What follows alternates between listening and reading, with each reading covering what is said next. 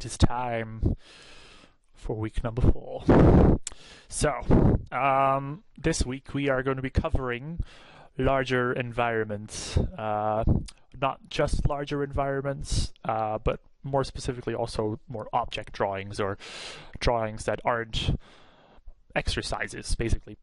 So, what are we going to be covering this week? Are drawing actual things, largely buildings, houses, and other stuff that people use, transportation, maybe buses or automobiles, whatever you fancy. You can draw a lot of different things for this upcoming assignment. So yeah, what am I looking for this week, and what is important? I will tell you what is not important, and that is finished drawings. This whole field sketching thing is very much focused on practice and drawing a lot. And once again, I am not looking for perfect drawings in any way. I just want to see that people are drawing a lot. So what are we going to be drawing? Objects. This could be any object around you. There's so many objects to see. I'm looking around me and I'm seeing a whole bunch of chairs, tables. I see a computer, a projector. I see a keyboard. I see a coffee cup. There we go. That was not supposed to be subliminal advertising in any way, but I do like Starbucks. So basically what you wanna do is just draw a lot of stuff. As a person who goes to cafes and sometimes draws stuff, I end up drawing my pencil case quite a bit because it happens to be right next to me. But even that is an object, and every object has perspective, so that's how we lead in from last week into this one. Perspective. Everything that you're going to draw has some degree of perspectivity. That's not a word, but it should work in this context. You want to make sure that when you are drawing stuff, and what I kind of want to see is does it have a proper depth? Does it have proper volume? Are you drawing the volumes correctly? Once again, it doesn't have to be super clean or super precise, but it should be. You should strive to aim for a properly constructed drawing, there, so to say. So. Why is this important? Once again, this industry. Or like the animation industry in general, you're going to be drawing a lot of objects, a lot of things in perspective. If you need to do a background, for example, you're going to probably be drawing a lot of houses or a lot of different rooms, objects within those rooms or around those houses. That's what this week is basically focusing on. Just, how do we draw these things properly and fast without a ruler, once again. Kind of important too is the horizon line in this exercise. I'm sure you're going to be talking quite a bit about it in layout exercises and whatnot. Horizon lines. How do you work around those? How do you make everything in your drawing support those? With that said, let's look at the title slide for this week, which is called Larger Environments. And Holladier, the first point that I'm covering is objects, which isn't necessarily large, but once again, this is drawing anything that you find around you. Once again, just for exercise, just for practice purposes. The drawings don't have to be super clean, super rendered, but it is important to get in the habit of drawing a lot of things and a lot of different things, because the more you draw, the more different objects you draw, as with human beings that we're going to be covering later in the course. The more variety you get in your drawings, or the more different things that you see and put down on paper, the larger your visual library is going to grow. So that is definitely something important. And we're also going to be covering some buildingscapes this week. So drawing large cityscapes. I went down to the canal, is that what it's called? Like the dividing river between Gatineau and Ottawa. And I drew buildings there. It was a great place to sketch. Totally recommend it if you can get there. But anyway, that basically is all about drawing buildings and making sure that the size relationships are working and that you're working on a visually pleasing image, which brings me to the last point that we're going to be covering this week, which is being comfortable with manipulating things and changing stuff up. And that really means that you don't have to draw exactly what is in front of you. You can change stuff to make your drawing look better, and that's quite a fascinating thing that revolves in this art industry. You can make things look better if you think like, oh, I don't like that car blocking off that window. You just don't draw the car. It's really cool. You don't like that building next to the other building over there. Well, just get rid of it, or just draw a larger building. You can make your image visually pleasing, and we're gonna go much more in depth about that in a bit. But yeah, that's something to keep in mind. You don't have to draw exactly everything exactly the way you see it.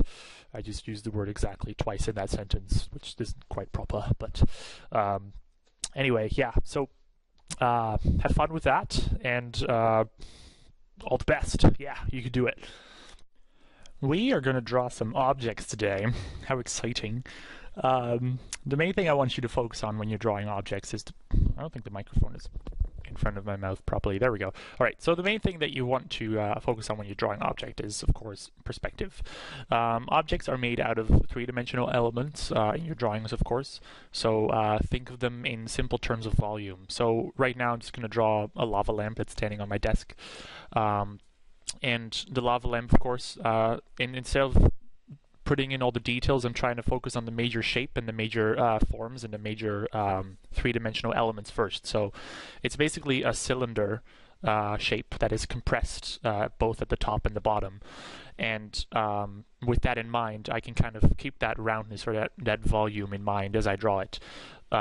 Same thing goes with the base. The base is kind of like a really short little cylinder that's that pinches together at the top, and that's really all I think about when I draw stuff. I think of the simple shapes or the simple volumes that stuff is made out of. Another cylindrical shape would be a coffee cup.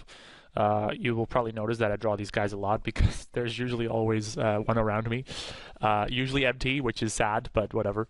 I have one right here actually, so yeah, coffee cups. Great thing to draw. Another thing that very often is by my side, and you'll see I'm literally just drawing things that are around me, which is a good habit to get into. But yeah, another thing that's always around me is my backpack. And my backpack doesn't necessarily look exactly like this.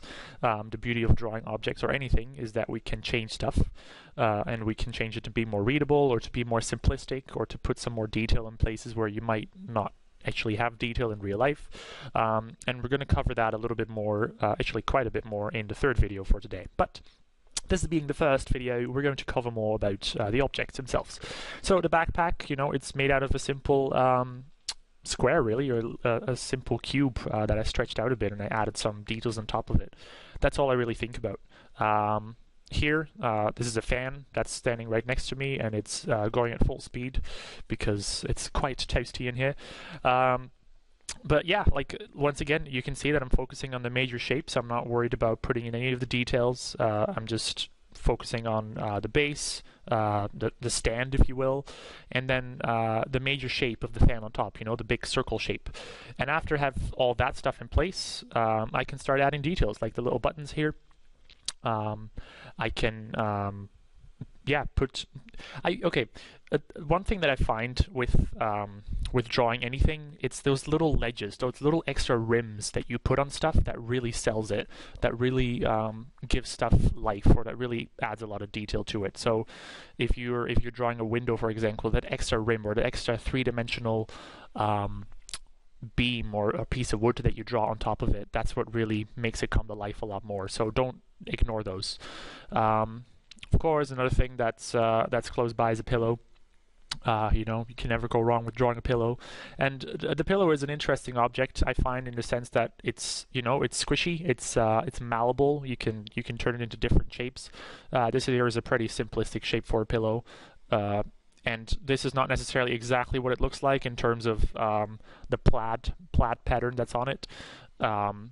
But I can use these lines of the pattern that's on it to indicate the volume and see where the direction changes. So little things like that you can do. I'm going to draw another lava lamp because I have more than one. I love lava lamps. This one is a little bit of a different shape than the first one that I drew. This one, it's like a crayon shape. It's quite a cool one. It's yellow and blue, in case you want to know. But yeah, once again, I'm thinking of the cylindrical shape that this thing has, and the top and the bottom, of course, have their own respective shapes. And yeah, the blobs in there, they're not even on right now, but I'm kind of making these up. So I'm, once again, putting those little rims in, just to give a little bit more life to the drawing. Those little ledges. Okay, so here's me confessing that I have more than one lava lamp, and you know what? Why don't we just draw the third one as well? It's quite an addiction, really. So, yeah. Third lava lamp. This one actually looks really similar to the first one. Once again, starting with a simple shape, thinking of it in 3 dimensions, like think of it in volume. How does this thing sit on the desk? And how does it, how do the major shapes look? And after all that is, in place, that's when I start adding detail. Once again, notice how I'm not focusing on really complete finished drawings. I'm worried about getting quick line strokes and focusing on that line quality, which is what I hope you're going to do as well. And yeah, just, get those lines and get confident with it. Another thing that's usually always in my line of sight is a little USB key. And they're a little bit more trickier than I thought to draw, but yep, this is that. Once again, USB key is, you start with a simple cube, if you will, or rectangle, and it's a 3-dimensional volume. It's really long and lengthy, and you built the shape out of that, or you built the drawing out of that. There's a little chain that's on it, and yeah. Once again, let's see what else is here. Okay. Alright, let's see who can guess this first. Actually, you guys can't reply to the videos because these are videos, but these are headphones. Yeah, these are just laying around on the desk. These are not your conventional shapes that you would draw, but try to turn them into some simplistic shapes before you add in all the details. You can see the ear cups. I'm turning them into simple cubes first before I start adding all the detail in. And then you start adding all the padding and where the cord is coming out and all that stuff. And you can see I'm correcting a few things here and there, but I'm not at all focused on creating something finished and clean. I'm just focusing on the volume and focusing on getting a properly constructed drawing, which is once again what I want you guys to do. Don't focus on the super clean stuff. Don't focus on pretty renderings. Focus on just getting comfortable with drawing a lot and getting that line quality in there. So, yeah. All right. Let's see. Yeah, just practice these a lot, guys. There's, I'm sure, wherever you're sitting, even right now, there's lots of objects that are great to draw. So, grab your sketchbooks and get to it. It is time for the skyline. That sort of rhymed. That was pretty lame. Okay. Okay, so we're going to cover the skyline today. What you see here is a beautiful amateur photograph that I took myself back in high school of Chicago. So I'm just going to use this as kind of like a guide. You guys would obviously be doing this in real life, but I can't really show that while I'm drawing on this lecture. So this is the photograph. I'm gonna, this is me field sketching sort of on location. So I start, of course, with a horizon line. And that's what I'm gonna base all my buildings off of. And the first thing I'm gonna do is put in all the major shapes. Put in all the shapes of the buildings that I want to draw. Now, a very important thing to keep in mind is I'm kind of looking at the thumbnail on the top right hand corner there of the actual photo, and I'm just going to put in all the major buildings, or the big stuff, or the big things that I can see, and those are the things that I'm going to put in first, and all the little things I can always add in later. So as you can see there's 2 buildings over there that I just put a line in between because it shows that they're both the same height, but I don't like that, so I'm going to change that. I'm going to put a different size building there. And you can see this entire cityscape. I'm kind of making it up. Not making it up, I'm still referencing the photo, but I'm definitely taking a lot of what would be the right word for that? I'm taking a lot of liberties here. So I'm going to take Oh, let's change the song. Cinderella. I highly recommend the Cinderella soundtrack, you guys. It's really good. It's really well composed music. Check it out. Yeah, I'm not getting sponsored or anything. It's really good. So yeah, Skyline. So as you can see, I am drawing major volumes first. I'm just drawing a whole bunch of boxes, really. These are going to be my buildings later on. And as I said earlier, I'm taking liberties. I'm totally putting in larger or smaller buildings in places where I think they would look better, as opposed to sticking to exactly what the photograph is telling me, or in your case, what the buildings in front of you or what the skyline in front of you would be showing you. I'm going to put in some more major shapes. So this would be the shape of the tree line, or where I want the trees to be. And you can see, like, I've put some really rough, quick scribbles and squiggles. I don't even know. Some quick squiggles where I want the trees to be. I'm going to start the actual more final drawing on a new layer. Just kind of use the boxes as an underdrawing. And so here you can see I'm going to start adding a little bit more detail and making sure that my perspective is correct. As you can see, though, this is once again my horizon line. I'm still freehanding the perspective part. I'm not measuring every single line out by hand. It's in your best interest to really practice that. Once again, having a quick, confident line stroke really helps with that, because you can put your lines down fast but also light. Because that, you know, if your line is not correct on the first try, you can just draw another one, because the first one that you drew with your with your line weight being light, it doesn't necessarily have to be the final one. So here I'm going to start adding some extra buildings based on the perspective of the surrounding buildings. And yeah, at this stage, you know, I've got my major block in, and it really just comes down to how far do you want to take the drawing, and how much rendering do you want to put into it. So yeah, for your for the buildings, of course, I'm gonna put in some windows, and please don't kill yourself by doing so many windows all of them. You know, don't count windows first of all on all the buildings, because that's gonna drive you insane. You want to just indicate that they're there, but you don't have to draw everything as literally as it is. This is practice, and this is not meant to be a photorealistic drawing. This is your perspective exercise, if you will. So I'm going to add a whole bunch more trees, and we're going to cover more greenery, trees and all that jazz in the next 2 weeks. But for now, just keep them very simple like this. Of course, if you want to go more complicated with trees, go for it. But yeah, focus on the perspective of the buildings mainly here. So yeah, you can see how I'm cheating some of the details here. Like, these could be windows, but of course that's not what the building looks like. I'm not even really looking at the photo anymore at this point. I'm looking at it for some, you know, if there's a chimney on this building, I'll look at that. Like, you see those little antennas up there, antennas or antennae, I don't know. So I kind of like the shapes of those, so I'll put those in. But you can see I turned off the photo once again, and I'm just kind of making it up as I go. Yeah, from there on, it's once again fleshing it out a little bit more, but not necessarily exactly according to the photographs. So I'm going to put some small details on the rooftops here. A satellite dish, you know, you see those quite a bit in the city, especially on tall, large buildings.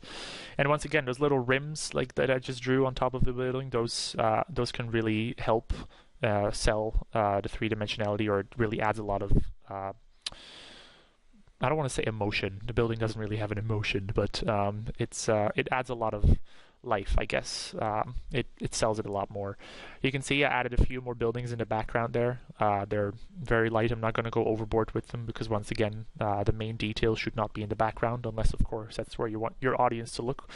But yeah, I'm just having fun with lots of details here. But as you can see, once more, simplifying it all, because it's a lot of windows, and you don't want to draw all of those. So yeah, just make sure whatever you do draw, you know, I'm going to draw a little bit of a street view here, some lanterns.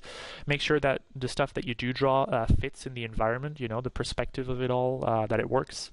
Here's a car, here's another tree on this side of the road. some more buildings, and yeah, you can see the photo's turned off. I'm just making all this up at this point.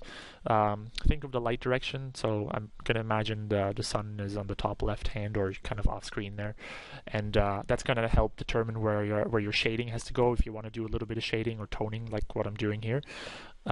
So if I'm putting some tone on this building, for example, the tone would be on the right side of the building, because that's where the shadow would naturally be if the sun was on the top left. Like so. Look at that. And then yeah, once again, you can go you can go as detailed as you want with this, or as a well, try to put in some sort of detail. I guess it would be nice to have a sort of finished piece. But yeah, once again, I'm looking for, are you practicing the stuff? Like, are you working on your perspective? Are you working on your line quality? Because that's what this assignment and this course, of course, are all about. So this is a very simplified way of adding in windows, and here's a billboard that you so often see, and there's some subliminal advertising for you. Forget the Cinderella stuff earlier in Narnia, that's where it's at. Both have had really good soundtracks, whatever. Yeah, more windows, more trees. Of course, the trees get a little bit of toning, and yeah, there's not much more to say at this point. You just kind of like a quick recap of the whole thing. Start with a horizon line, know where your horizon line sits, and then start with simple shapes and the basic let's add the CN Tower in there, because let's make it Canada. It's your own drawing. You can do with it what you want. So there you go. But yeah, start with simple shapes. Start with what's the word? Start with the blocking of where you want the windows to be, where you want the taller ones to be, the smaller ones, and then yeah, at that point it just becomes fun. Here, I don't like this bridge. Not a good idea. Let's not put the bridge in. That's another joy of drawing. I don't like it. I'm just gonna leave it out. I'll just put a little dock over there. That should add a lot of life. There we go. All right. So yeah, this would be the waterfront, and yeah, just having fun adding little details. But if you were to, if you get in really close, you can see that these are they're just quick, well, not quick, but they're scribbles. They're just quick lines. They're not super detailed renderings, but they give a very good indication as to how this environment would work. And yeah, it's great practice. It's really fun. You can totally build up your own environments. Of course, no skyline is complete without some clouds, or at least some indication of what's in the sky. Once again, this also adds a lot of life. And yeah, just have a lot of fun with these, because this is your own little world that you're creating, basically. All right, and yeah, also, as you can see, as I'll write down, you can go more and in detail with these if you want. You don't have to go overboard, but yeah, if you're really into it, I mean, no one's going to stop you. So enjoy that, because it is quite something. Let me have a sip of coffee over here. No, never mind. That'll probably mess up with the microphone. I'll save it for after the video. All right. So yeah, I'll quickly enlarge the original photo so you can kind of see how many liberties I've really taken with this. You can see that this skyline doesn't look anything like the skyline that I've drawn myself. I've totally changed it up, and that's totally cool, and that's what I'm hoping you guys are going to do as well. So have fun.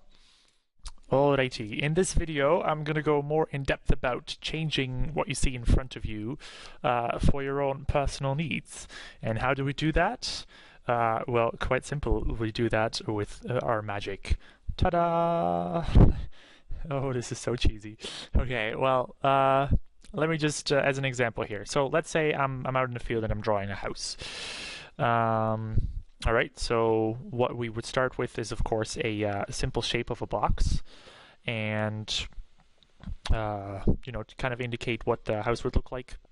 And I'm building up these simple volumes first of all. So once again, I'm not putting in any details yet. I am just focusing on getting the structure to work properly and getting it down fast. So what does that look like? Something like this. Let's put a little garage next to it. It's kind of small. And then, yeah, we put the roof on. So once again, these are very basic shapes, and I'm going to put in the basic shapes of where the windows need to be, the gutter, a rain pipe if there needs to be one. And yeah, from here on, it's detail time. Detail time. Wow, that sounds like a television show title. Detail time. Okay, forget that. So yeah, this is where I want the door to be. It's got a little overhead. What do you call it? Little roof, I don't know. There's a little roof above the door, as a little welcoming thing for visitors. And yeah, so this would be what the house would look like, and I'm kind of drawing it as it is. A little bit of a chimney there. Let's see what the chimney looks like. It's always a little bit more interesting than what I think it is. Yeah, so at this stage I'm just putting in the details and trying to get as much as I can for the likeness of the house. Garage can use a little bit more detail, so this would be the little rim on top of the garage. And once again, focusing on the perspective, focusing on the quick lines and making sure everything reads, but I'm not focusing on anything clean here. So yeah, some steps in front of the house that are leading up to the door, to the magical door, I should add. Some more windows up here. So you can go on for that. So instead of that, I'm going to make it up a little bit more. So first thing I'm going to do is change the angle of it a little bit. If this is what's going to make a nicer drawing, then that's what I'm going to do. And then, the roof can have a little bit more of an interesting shape. Let's try out this. Let's put the garage, of course, where it is in real life. But yeah, as you can see, like the major angle has changed. And even if you're drawing this in an environment with other houses, it's totally okay to change the angle of something. You don't have to change everything, but yeah. This is the thing where you have fun with it. Let's put the door in the middle of the house instead, in the middle of that plane of the wall. Let's put some smaller windows there. Let's spicing up that garage a little bit. Chimney can go there. Okay, I'm going to change the size or the shape of that roof to this instead. Okay, this is a lot more interesting already. And yeah, from here on, once again, I'm going to add details in. This is all about me having fun, put in some smoke because, it shows that there's life inside the house, I suppose. And yeah, at this point, it's just, once again, it's filling out those little details and making it all work properly together with the perspective. Let's put a little foundation on the house, or below the house, I should say. Let's put a door in the garage that is on the side there. Let's put another one. I'll do that in a bit. So this is a thing that sticks out of the house there. Like I'm going pretty fast, but whatever. Yeah, this is me just adding little details to make the drawing a little bit more interesting. So as you can see, the drawing on the right is completely different, or very much different than the drawing on the left, even though the drawing on the left is what I would see in front of me. It is totally okay to change it up because the drawing on the right is making for a much more visually appealing drawing, and that's what I want you guys to not be afraid of doing, because that's what the animation industry does. They make things look good. So that's what you want to do. So yeah, once again, have fun with this. This all comes down to your knowledge of perspective and your comfortability. That is a tricky word. Comfortability with your line. And yeah, once again, the more you do it, the better you're going to get at it, and the more comfortable you're going to be with drawing these things. So once again, this is all freehand. I'm not really using a ruler for any of these, and that's kind of what I want you guys to do as well. It might be tricky at first, but the faster you're going to draw, the more confidence you have in your line quality, the more easier it's going to get. The more easier. I'm really on a roll here today. Wow. Let's add a little bit of a water. What do you call those things? A rain catcher tube thing. My vocabulary, wow. Yeah, I'm adding little details that aren't even there in real life, so it's totally, I'm enhancing it with my magic. So that's really it. Let's add a tree in the background, because no house drawing is ever complete without a tree. So yeah, I'm just having a lot of fun with these. So you can see 1 versus 2. The number 2, the one on the right, is a lot more visually pleasing than the one on the left. So don't be afraid to change things. And it doesn't have to be big changes like that. It can also be small things. Like if you don't like a window in a certain specific spot, then just move the window somewhere else. But that's really it. Don't be afraid to change stuff. It's very fun. It's exciting. That's a magic scroll just for you. Hey, you guys. It is time for another assignment explanation, which is what I'll be doing right now. So, for the second large assignment, if you will, which is called officially Artificial Surroundings. Well, what a fancy name! I can hear you guys thinking aloud. The basic thing I want you guys to do is to go to a place where you can see lots of different man-made structures. So man-made structures being, houses, buildings, anything that's not nature. So avoid parks because you won't see a lot of, cement or whatever you can think of. So what are you going to do in these places? Some of them can be indoors because I'm expecting you guys to draw a page with chairs, or, well, it doesn't have to be on one page, but draw at least 5 chairs with people in them, kind of like how I did in the videos, and focus on making sure that the people are properly within the chair. Do they fit in the chair? Are they not too big, too small? All the stuff I talked about in the video. And are they telling a story? Are you having fun with it, as opposed to just having them sit stock in a chair? That would be pretty bleh. So try to make it interesting there. Draw a page of objects that you see at this location. Once again, these need to be man-made objects. So think of I don't know. I'm looking at a garbage can right now. That's an object. A computer monitor, a car. Cars are tricky, but go for it if you're up for the challenge. They're really rewarding once you get it. And yeah, there's a lot of things you can draw. Anything that, as long as it's man-made. So draw at least 1 page of that. Once again, everything is an at least. So if you want to draw more, I would encourage that. And then finally, I want you guys to draw a building scape, which is going to be like the most exciting thing in the world. So you guys get to basically do what I did in the video. But you get to do it yourselves, which is really awesome, and I can't wait to see all your guys' cityscapes. So draw, go to a place where you can find a cityscape, and it doesn't have to be a beautiful cityscape. Like, it can be a street view if you want. It can be a street of houses, but cityscapes are fun. So if you can go downtown, I encourage it. If you can go to like the river that divides. Is it Gatineau and Ottawa? Like, if you can go to that river, that's where I was earlier, and you'll see that on the handout. There's a drawing that I did for that. That's a great place for skylines or building lines. So I would definitely recommend that. So that's what I'm expecting. Of course, once you're done all that, look at the assignment sheet, of course, for a little bit more in-depth. An article that's a little bit more in depth on what I'm expecting.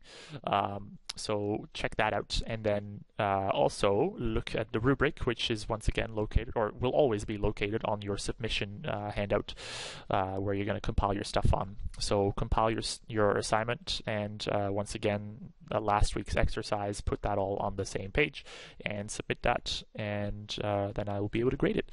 So what am I grading you on? Let's look at the rubric for a quick second. Of course, I'll be grading you on confidence in line. So are you getting more and more comfortable with those line strokes?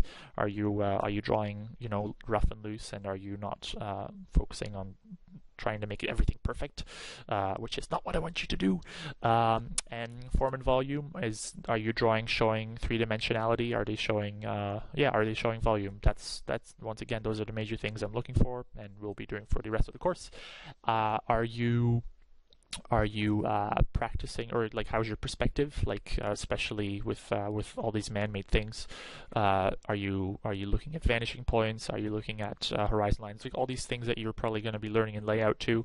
Apply that here, but in a rougher format, because you're going to be out in the field and it's going to be tougher to draw these things. Also, try not to use a ruler. If you want to use just try not to use a ruler, because it can really stiffen up a drawing. I want you guys to just just focus on freehand. If you do mess up, that's fine. I would rather see that than having everything be used with a ruler. Just draw rough and loose and get used to that line quality, get used to the swirling of the hands. All right, and then storytelling is the next thing I'll be marking for. So especially for the people sitting in chairs, are you having fun with them? Are they telling some sort of story as to what is happening? And following instructions, of course, is the last one, the easy mark. So just stick to what the assignment sheet is asking, and you'll be good to go there. So that's all I can think of. I hope you guys have I should really prepare my last sentence of the video ahead of time, because once again I'm facing the situation where I don't know what I'm going to say and how I'm going to end this. But I hope you guys have a pretty marvelous ending of the week or beginning of the week whenever you're watching this, and the remaining of the week and next week and everything. The entire year. I just hope everything is going to be awesome, and that you're going to have a lot of fun drawing, because that's what this is all about. So enjoy the process, enjoy the freehand, enjoy building up that confident in your line quality, and make some awesome artificial surrounding art. That sounds really cheesy. But yeah, have a great one, guys, and I'll speak to you guys once again in another virtual lecture next week, coming near you on the interweb. Yeah, cool. Bye.